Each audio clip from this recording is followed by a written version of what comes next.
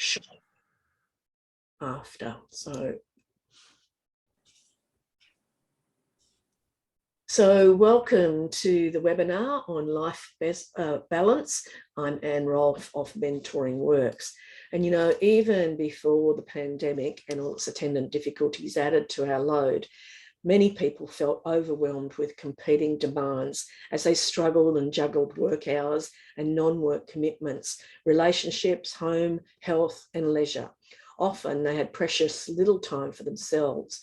For those combining work and study or family responsibilities, elder care, people who manage 2 or 3 insecure jobs to make ends meet, life balance has always been challenging.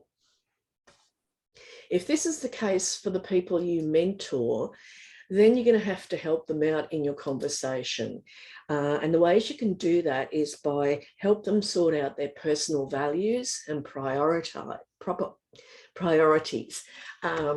so that they can sort out for themselves what is most important, what's first on their list, what's second, and so on from there. You can also have conversations with them about good time management practices and ways they can nurture their health and well-being. Now, these are two-way conversations, a dialogue, not a lecture. So you can handle those topics very well in those ways.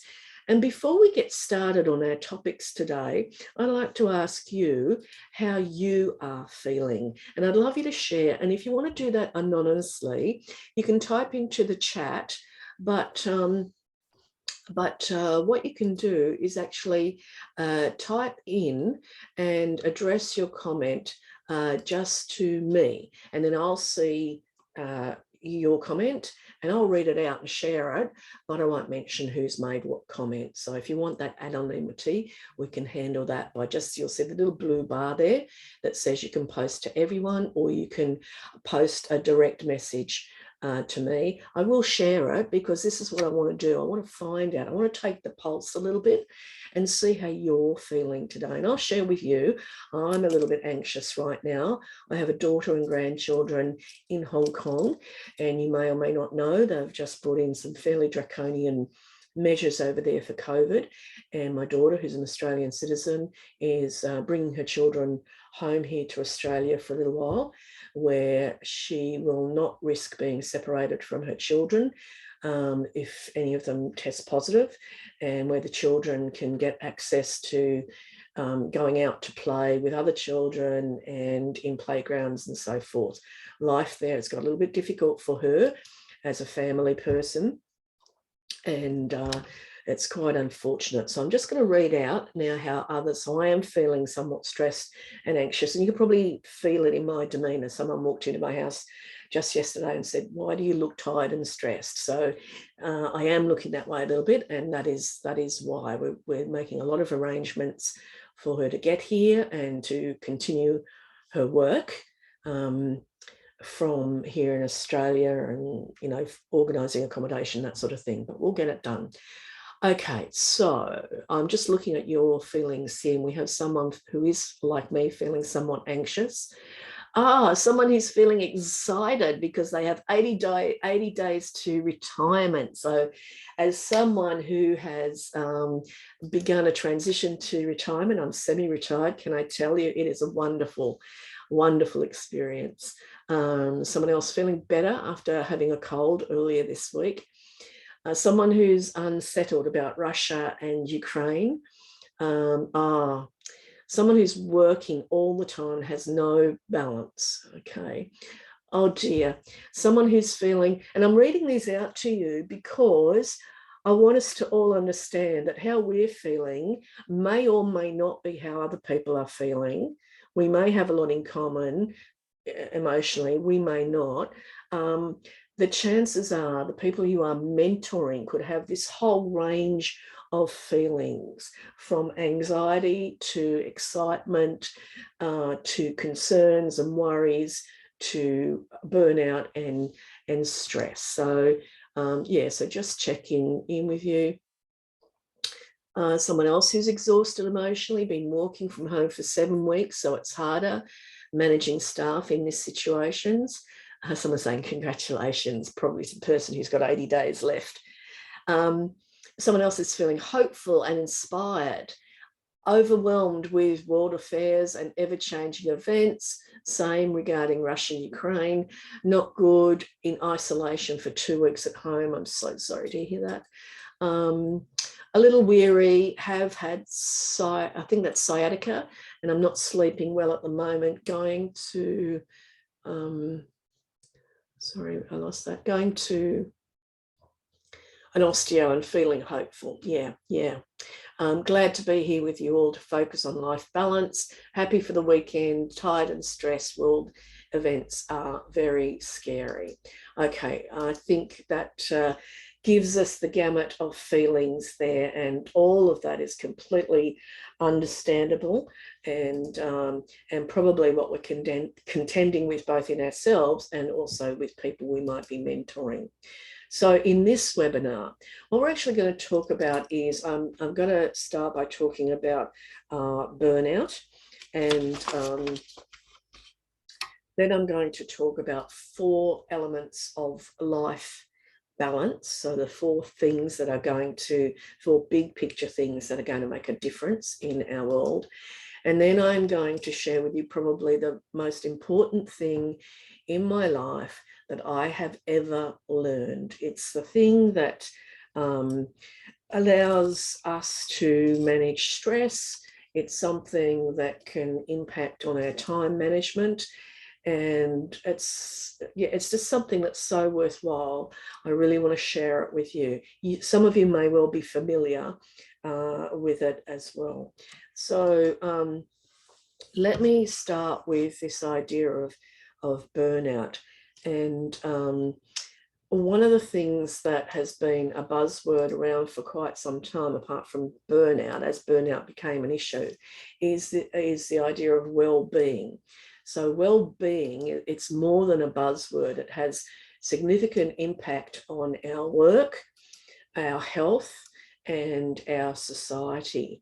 And let me share with you some of the things that research is telling us about the impact of well-being in the workplace. So people who are experiencing well-being are more likely to be working and more likely to be studying. They're more likely to have increased productivity. Makes sense, doesn't it? As does less absenteeism.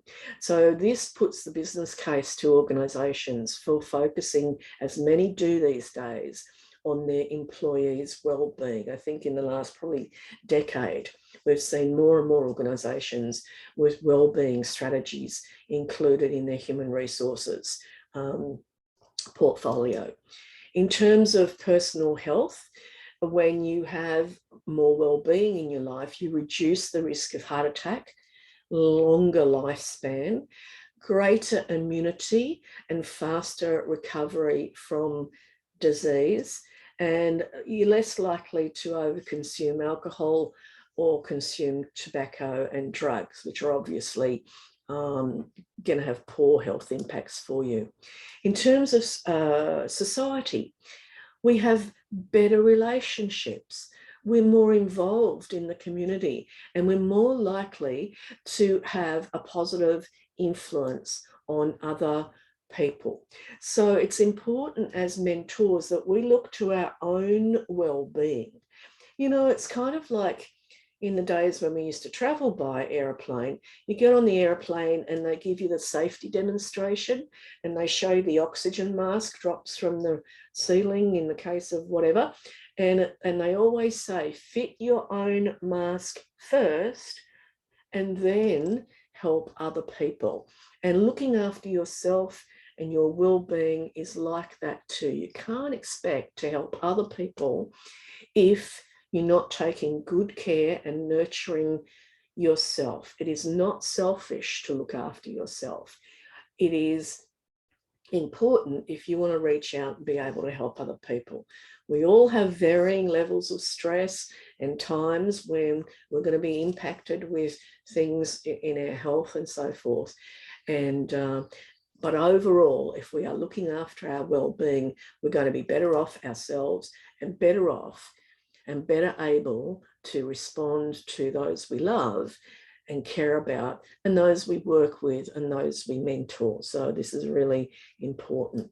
And you'll see as we go through, I drew this definition of burnout, and if you want these references, just drop me an email afterwards, or take a screenshot and grab them right now. I found this extremely, some really good articles on this. And this is from the World Health Organization, and they've defined burnout. And they've defined it very much in the context of the work environment. So they say burnout is a syndrome conceptualized as resulting from chronic workplace stress that has not been successfully managed. It's characterized by three dimensions: feeling of energy depletion or exhaustion, increased mental distance from one's job, or feelings of negativity or cynicism related to one's job, and reduced professional efficacy. So we can't do our job as well. We don't feel as connected with our job, and we're drained of energy there. This article was particularly good. I do recommend that you get hold of this, and because it goes into a lot more detail than I'm going to go today. They talk about the road to burnout. So if you're experiencing any of these, or you're talking with someone, mentoring someone who expresses this, the red flags need to go up. So every day is a bad day. We all have good days and bad days, but if every day feels like a bad day, that's a warning sign. Caring about your work or home life seems like a total waste of energy.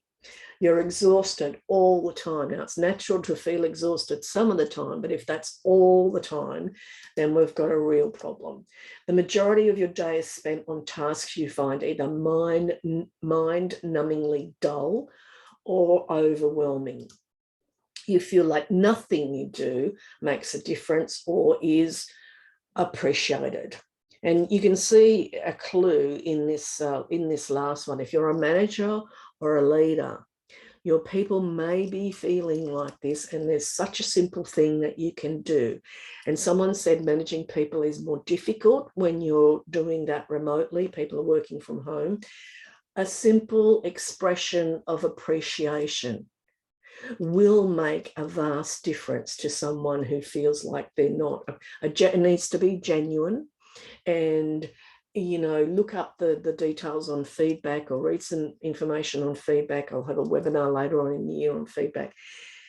Your feedback needs to be succinct and to the point, but it needs to also be specific. So if you're going to say thank you to someone, they'll realize you're genuine if you say thank you for, specify what they did, and even say why that's important or made a difference to you. So a simple little thing that will make a big difference. Some of the symptoms. Again, if it's from the same article, we need to be looking at ourselves and to other people, thinking about what we might be experiencing, listening to their words, listening to what they're saying, but also what they're not saying, the sense of what they're saying. If you're picking up some of these things in their language, that's the red flag, that's the cry for help that you need to respond to.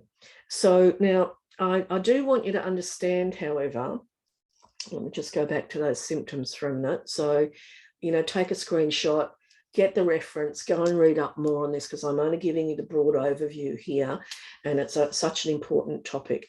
It's also one where we need to recognize when some professional assistance might be required, when it goes beyond the scope of what we can do as a mentor. Most of us are not psychologists. Most of us are not specialists trained in these fields. We can obviously give some general support, but you need to be on the lookout for, when is this beyond the scope of mentoring? When do we need to get some professional assistance here? And if you're in a large organisation in Australia, I know that most large organisations have very good employee assistance schemes that are freely available to yourself and to people you mentor. So it's worth having a chat. In large organisations, you're going to have pretty good human resources department too, and people there you can talk about for referrals and so forth, and also some guidelines and policy on when is this something I need to refer to a specialist. So do reach out and know where your parameters are there. It's good to understand that not all stress is bad stress, and there is a certain level of stress we actually need to perform at our best. And you can see the peak performance, the Yerkes-Dodson law, that kind of shows there's a constructive optimism, a tension there, where there's kind of you know, on the one extreme, we can be too comfortable, there's not enough stress, and that doesn't necessarily have a good impact on our performance. We need to get up to that point where it's close to the optimum point. But if we go too far, then we come down the other side. We might be racing and exhausting ourselves, and then on the downward spiral. And the way of remembering this is too much tension will burn out, but not enough and will rust out. So not all stress is bad. Think about, you know, we're all different, you know, we're all different. But what we do know is that when there's chronic stress, which, you know, all of us have had the last 2 years, there's been, no matter how good our personal situation or bad, even in a good situation, there has been a chronic level of stress, and that takes its toll. So our optimum level might be a bit lower than it might have been prior to a couple of years ago. So what can we do to deal with burnout? Well, be aware of those warning signs and those symptoms. Seek support. Don't be afraid to seek support. Don't be afraid to reach out. Look at how you manage your own stress. And that might be different for the people you are mentoring. You can brainstorm, okay, how do we manage stress? And I'll be asking you for some of your ideas as we go through shortly. But what works for one person mightn't work for another, you know. It might give one person great calming feelings to go work in their garden, but for someone else, that'd just be more physical exhaustion. So it's horses for courses, if you like. And look at how we build up our resilience, our physical and our emotional health. You know, how do we get rid of some of the things that we can control that unnecessarily deplete us? And how do we do more of the things that actually build us up? So if you've got any questions, I'm just going to look now in the chat box and see what we've got happening there. All right, not seeing any questions at the moment. We're pretty good on time, but I'll keep going. Do type in if you've got questions, comments, observations. I'd love you to share because we learn from each other on these webinars, just as we would if we were in a room together and sharing ideas. So to put in your comments and observations as well as any questions. All right, I want to get into these 4 elements of life balance. And I just want to say first that people often talk about work-life balance, and I did actually kind of originally title this work-life balance. I'd really rather talk about life balance because in a sense, if we talk about work-life balance, we sort of imagine those balance scales, and it's as if work is pitted against life. It's as if 50% of our world comprises work and only 50% of our life is available to us as, you know, life. And just like the yin and yang symbol in the coffee cup there, you know, there's elements of both in both work and life. We bring our whole selves to work, and we work is a part of our whole life. So I'm not sure that you can really separate them totally. I'd love to know your thoughts on that, although it is good, I guess, to mentally be totally in one place or the other. So anyway, I'm going to talk about it as life balance. And to me, that means living in ways that satisfy your human needs and create well-being. And, you know, as I said, I'm transitioning to retirement. I'm semi-retired, and I'm living in a village full of people who are over 55 years of age and mostly retired. And I see some people who love that, and some people who have many very satisfying occupations, and others that are not coping so well. So whether it's paid work or voluntary work, we need to live in ways that satisfy our human needs and do create well-being. So there's 4 key elements I'm going to talk about.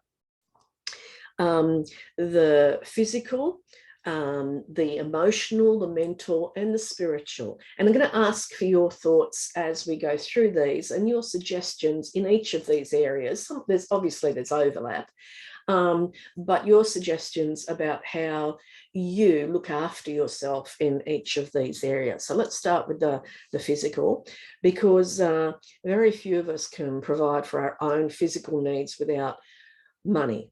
We need food, clean water, and shelter to stay alive. And many other tangible things make life enjoyable. And that means most of us need to work to earn the money that pays for living and lifestyle. If we can't provide for ourselves financially, it may force us to depend on a partner or family or the state to provide for us. And this has implications for our physical, emotional, mental, and spiritual well-being.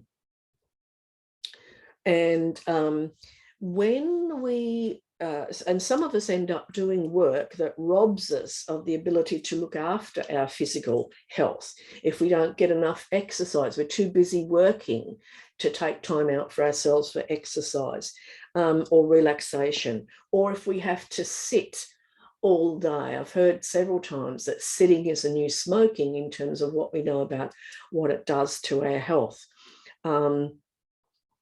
Some work conditions are dirty, unhealthy, or dangerous, and that undermines our physical well-being. Long hours and shift work are detrimental to our health. So balance means we need to counteract any negative impact of our work. So we need to think about things like ergonomics, you know, the standing desk, having a good chair, all those sorts of things we can do. And that's another issue with working from home. You know, most of us are not set up at home with a good chair. Some of us are working on laptops in our bedroom or on the kitchen table. That's not really designed for physical comfort. So I'm keen to know, and I'd love you to type in right now, what are your strategies for looking after yourself physically, either in the work environment, working from home, or balancing? You know, you're sitting a lot at work, so what do you do outside of work, or what do you do to manage that situation? So I'm just looking. Okay, I'm looking. All right, okay. So Ruth is saying, having a game with my cat for 10 minutes. Yeah, I have 2 cats, great comfort to me. And I think it's Calais, I hope I'm saying that correctly, has a dog. And we know that dogs can give people great comfort. Peggy, the current long-term COVID situation has made changes in the workplace a necessity, especially economically. Changes in the workplace affect the work hours and salary of the staff. This kind of change can give stress to the boss, as the staff has to face the reality of their work situation. How can the change be accepted more positively by staff? Yeah, that's a really difficult question. And I don't think we can sugarcoat things. I think it is a matter of, it's quite individual, isn't it? Individual circumstance. It's going to hit harder for some people than others. So I can give you my sympathy on that, but I'm not sure I can come up with an answer for that. Here's a good suggestion from Rethi. I'll schedule a keep free hour in my work diary to go for a walk or head to the gym and encourage my staff to do the same. Yes, leading by example is really, really important. I'm going to continue on to the emotional aspects. Okay, Ruth is saying go into the garden, always change out of my work clothes to create a third space. Yes. It's third space indeed. So it's not work, it's not home, it's like a decompression chamber. So if you're out in the garden in different clothes, that works really well. All right. So emotional well-being is being happy, although it's more than that. Happiness is the sum total of experience, positive emotions such as joy, compassion, and satisfaction with life. And it's hard to separate emotional well-being from social well-being. And way back, most of you may be familiar with Maslow's hierarchy, and he identified a sense of belonging is next on the list, the next level of human need after basic needs for food, water, shelter, and safety.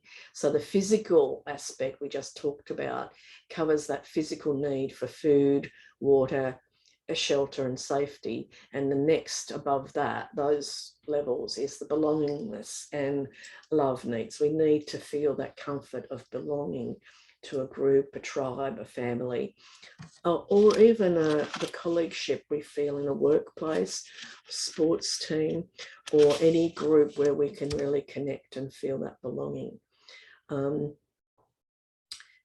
So emotionally, work can actually give us a sense of purpose, meaning, and identity.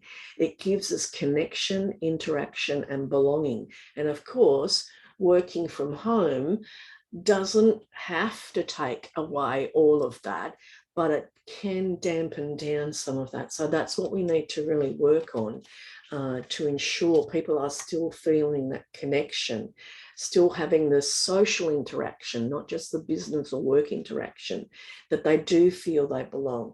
They're reminded of the meaning of what they're doing, that it has a purpose, and so it contributes to their identity.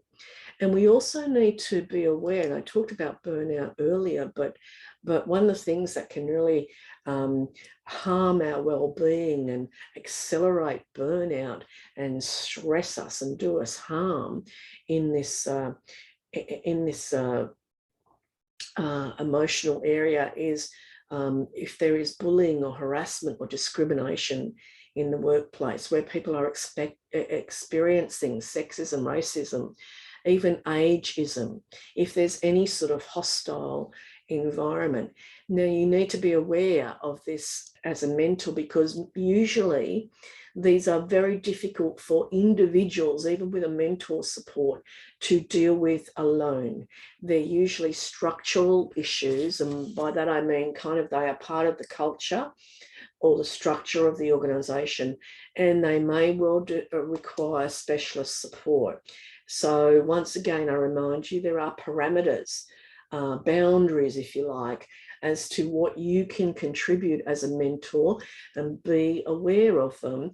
And I'm not saying don't help a mentee. On the contrary, they need your support. You can't go into battle for them.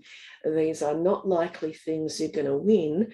These are things that really need an organisational response. So you need to be looking for those.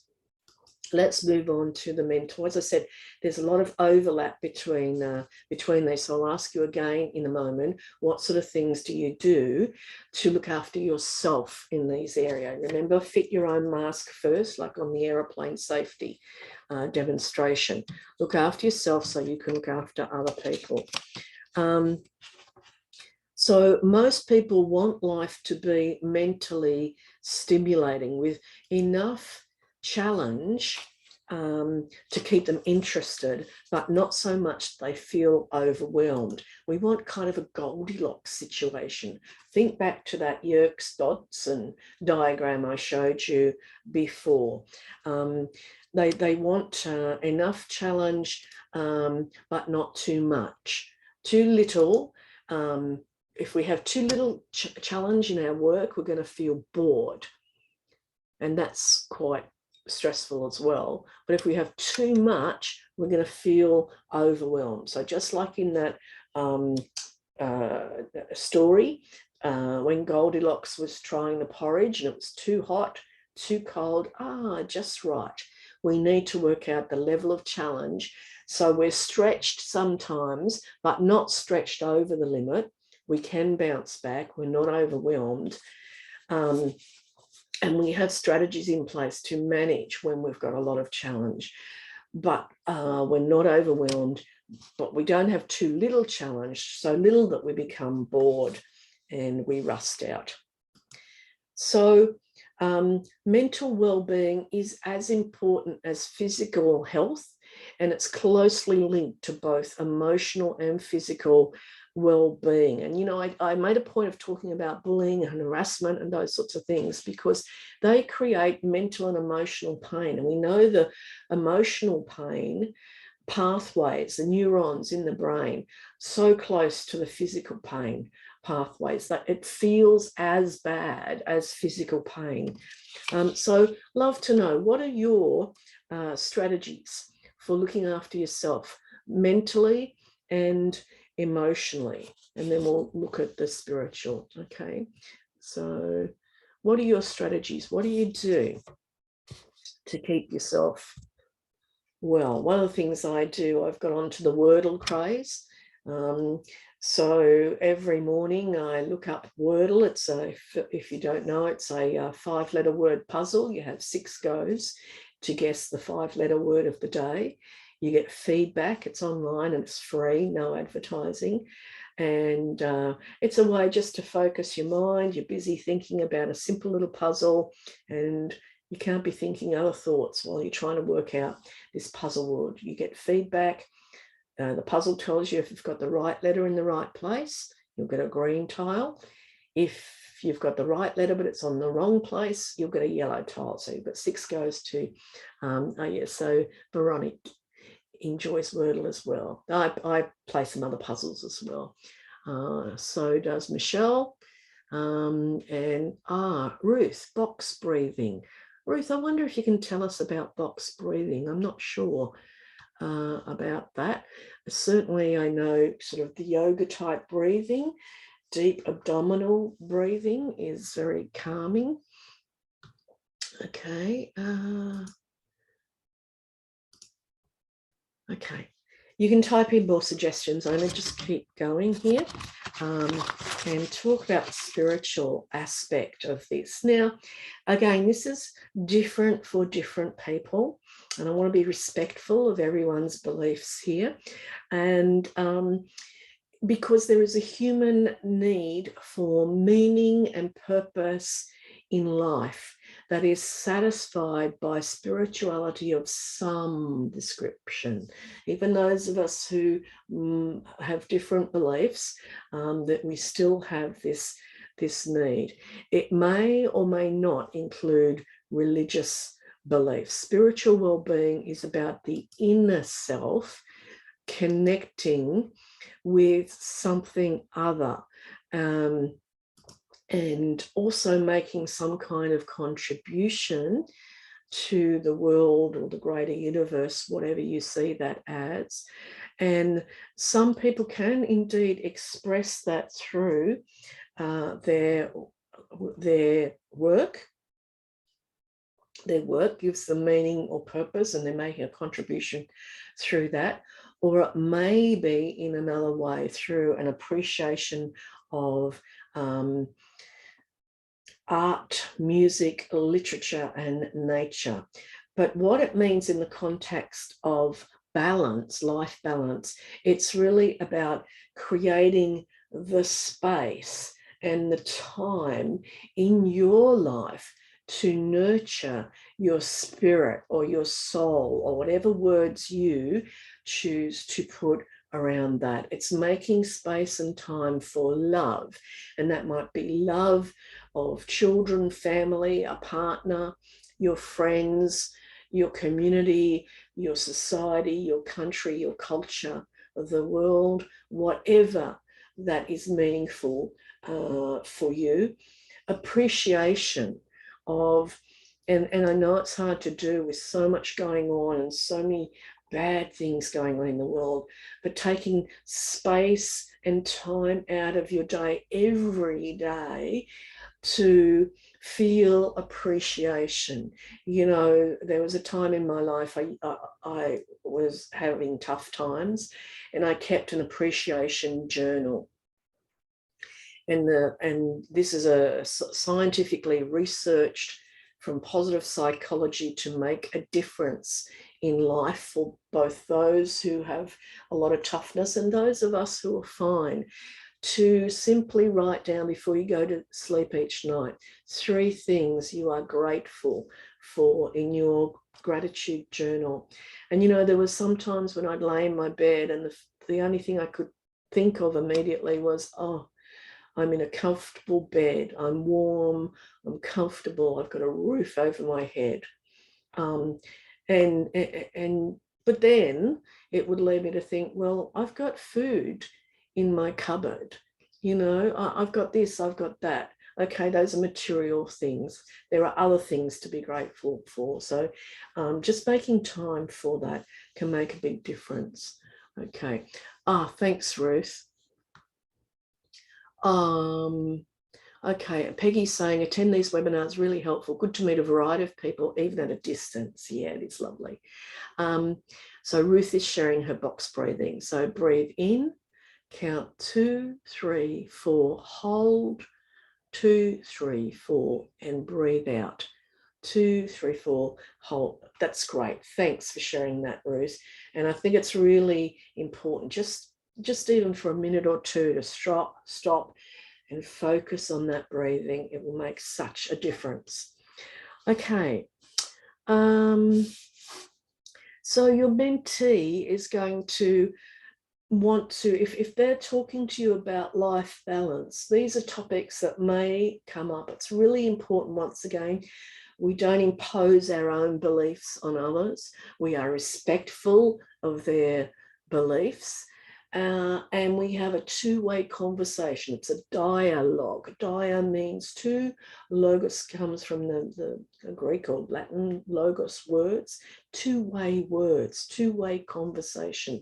Our role as a mentor is to ask questions, listen, draw them out, offer information that they are free to take on if they wish, or to do something else if they wish also. So we want to help them find that space and time in life to nurture their own spirit. So we've covered those 4 areas, albeit very briefly. That's all we can do in a short space of time on a webinar like this, but I do encourage you to pick up on this. Lots of really good information you can find online if you do some searches. And as I said, that article that I referenced is an excellent resource. Now, you will find that I've covered these topics, and indeed I have lots of activities. The bulk of, a large part of this new book, the Mentors Toolkit for Career Conversation, is I think there's over 50 activities in that book that you can actually download to copy and give to your mentee, activities that will help them to examine their work-life balance and those sorts of issues as well. So you can type in your questions and comments, observations. I'm going to continue on. I'll come back at the end for questions and comments again, because I've saved the best until last, the control principle. Some of you may be familiar with this or know it by another name. I have found this to be probably the most important thing I ever learned. I use it so often in my life. Thanks, Peggy, appreciate your feedback. I've used this so often in all aspects of my life and my work, and I share this idea with anyone who comes to me who, you know, seeks some input and some support in, you know, life balance. So the control principle is all about making the distinction between what you can control and what you can't. And Stephen Covey, in his classic, The 7 Habits of Highly Effective People, if you don't have this book, it is a classic. I do recommend you have it on your bookcase. It's as valid today as when it was published. My copy's from 1989. But you can visualize this concept of the control principle by drawing 2 concentric circles. So the outer circle represents all those things that might concern you. But actually, individually, we have little control. And the obvious one today is the conflict in the Ukraine, Russia and the Ukraine. I can't imagine anyone would not have some concerns about that. And it might be giving us some anxiety, as some of you expressed before, you know. So we're concerned about that. Can we control it? Can we do much about it? Not a lot, but we can make that distinction. It doesn't mean we shouldn't be concerned about it. It shouldn't mean, you know, oh, don't worry about it, but we recognize it's in our circle of concern.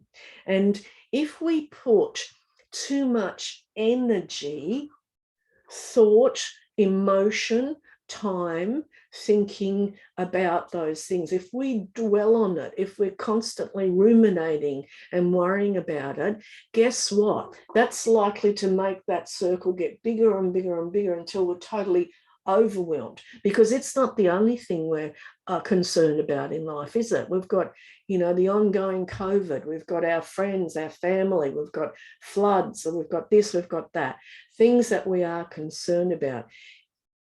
If we make the distinction, however, that within that circle of concern, there is a smaller circle, our circle of influence. I think Stephen Covey talks about this as a circle of control. We don't have total control. That's why I call it the circle of influence. But it's those things within our area of concern that we have most control, we can certainly influence those things, if not totally control them. Think about this. In any circumstance, in any situation, what is it? Type in, if you like, what is it you have most control? Maybe not total control, but what do you have most influence over? Within the circle of concern, that smaller circle of influence, you have some power here.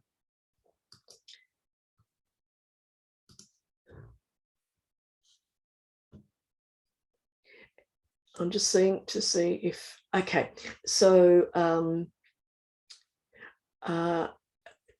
Tio, is that what I should call you? Says, I can choose how I respond.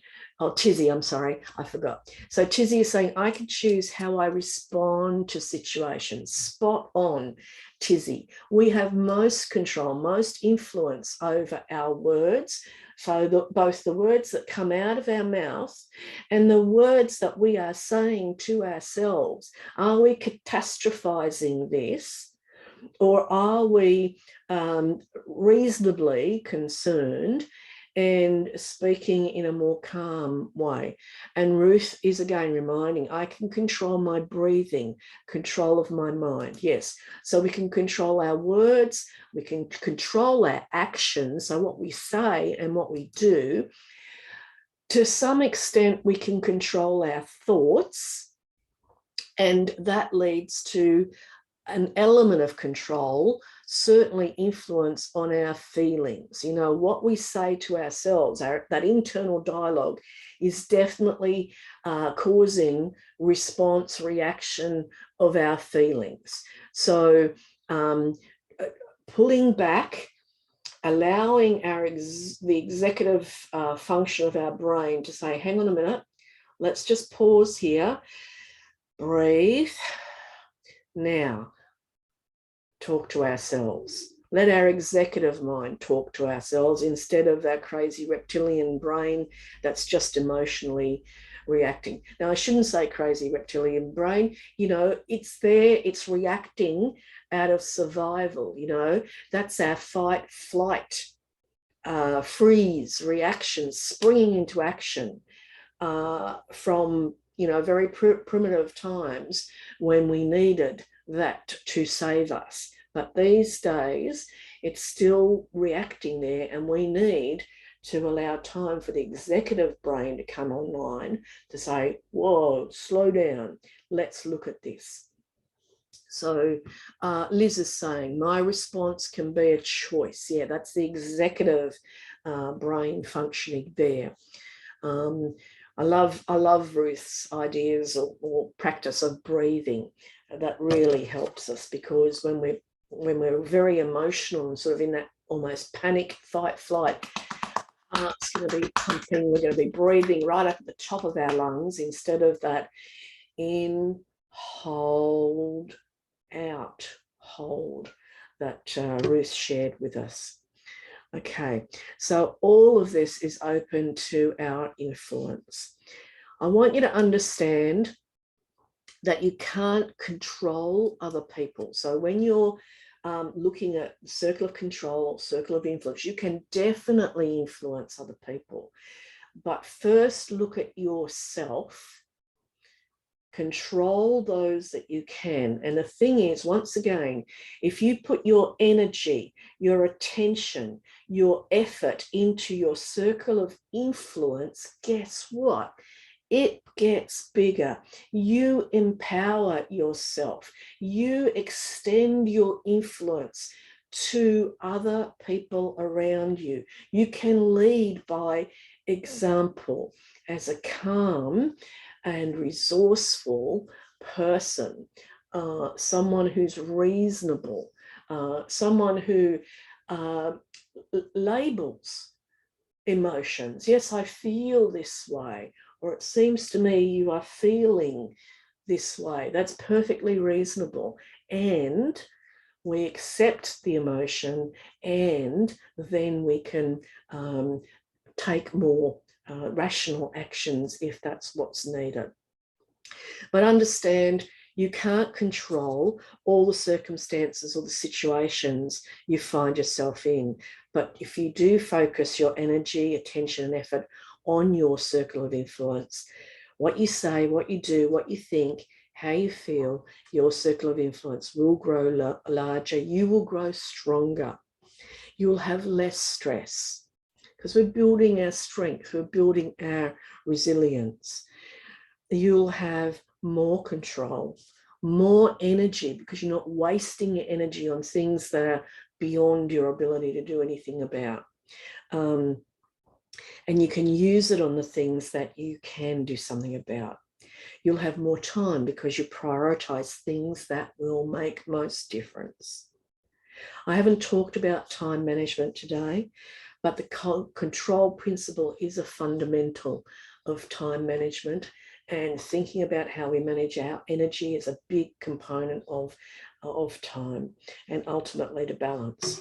So that brings me to the end of my content today.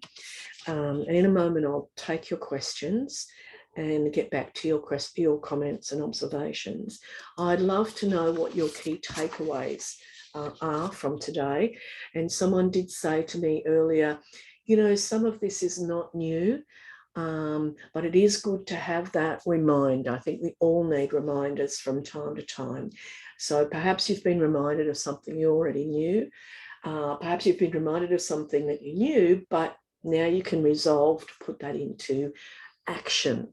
Well, there might have been something a little bit new for you here. So I'd love you to, as well as questions and comments, observations, type in your takeaways. And particularly if you've got something on your to-do list now, I'd love to hear that too. So just a reminder, we've got on the 25th of March, I'll be bringing you a new webinar, creating a safe space for mentoring. And then if you're on the live webinar, you will be getting invitations automatically. If you're watching the recording, please subscribe, and that will mean that you get invitations to live webinars. And you'll also get the link to where the recordings are stored. Just a reminder too, all of the content of our webinars this year is coming from my new book, The Mentors Toolkit for Career Conversations. It's especially designed for those of you who are mentoring people about career. That is going to be even more critical because working from home, working remotely is having an impact on career. And so we really need to look at some of those techniques for planning careers, managing careers, looking for career opportunities. This book comes with more than 50 reproducible activities, checklists and templates that you can, they're in the book, but you can also download them in an A4 so that you can easily print them out for your mentee. There's loads of examples of questions and thought starters and discussion topics. And also there's an online video self-paced career planning course that you can provide the link and password to your mentees so they can do an online course, and you can too, of course, and then you can come back together, and discuss it. So I'm looking for your questions, your comments, your observations, your actions, and your takeaways now. So why won't my slide advance? I don't know why. All right. Okay, key takeaways: fit your own mask first and then help other people. And also, how do we do more of the things that build us up? Action, pay disciplined attention to this. I like to what someone else said earlier about actually scheduling an hour to go for a walk, to hit the gym, to give the example to the people you lead that you do look after yourself. Like your organization might have a policy on that. They might even have a workplace gym or gym access or something. But if your staff don't see you doing that, they may feel less comfortable doing that. Okay. I've got a direct message here, so I won't read out the name. Apply control principle based on concern and influence. Good example always has an influence. Yes, it does. Thanks for that. I meant to do a slide, and I'm going to test my brain. Someone might help me out. There is a prayer, if you like, a thought that goes along the lines, I think it is sometimes called the Serenity Prayer, and I think it goes along the lines, please give me the strength to change the things I can, the equanimity to accept the things I can't, and the wisdom to know the difference. And to me, that really sums up that circle of concern, circle of influence. Give me the courage to change the things I can when it's appropriate to do so, and when it's within my power. Give me the courage and the strength to do that. Let me see and accept there are things out there that I'm concerned about. I can't change them, not by myself anyway. There may be small individual things I can do right here that might have an influence. Can I write something? Can I contribute to something? Can I support other people in some way? And please give me the wisdom to know the difference, because that's how I can manage not to become overwhelmed, to become more resilient and have more strength. Oh, Sarah Lee is saying here, Lord, grant me the serenity to accept the things I cannot change, the courage to change the things I can, and the wisdom to know the difference. And she's saying she loves that as well. Okay, then another comment here. I like the concept that if areas of my concern overwhelm me, even if I have little or no control over them, it will grow bigger. If you give yourself to them, it will.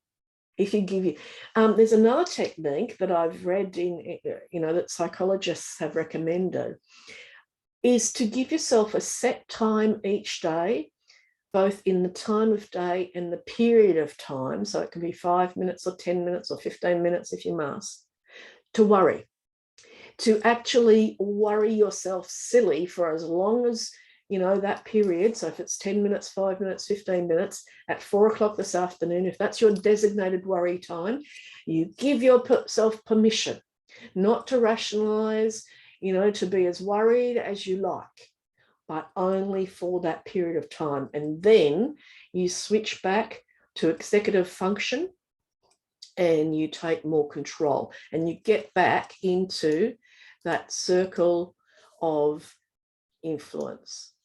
Okay.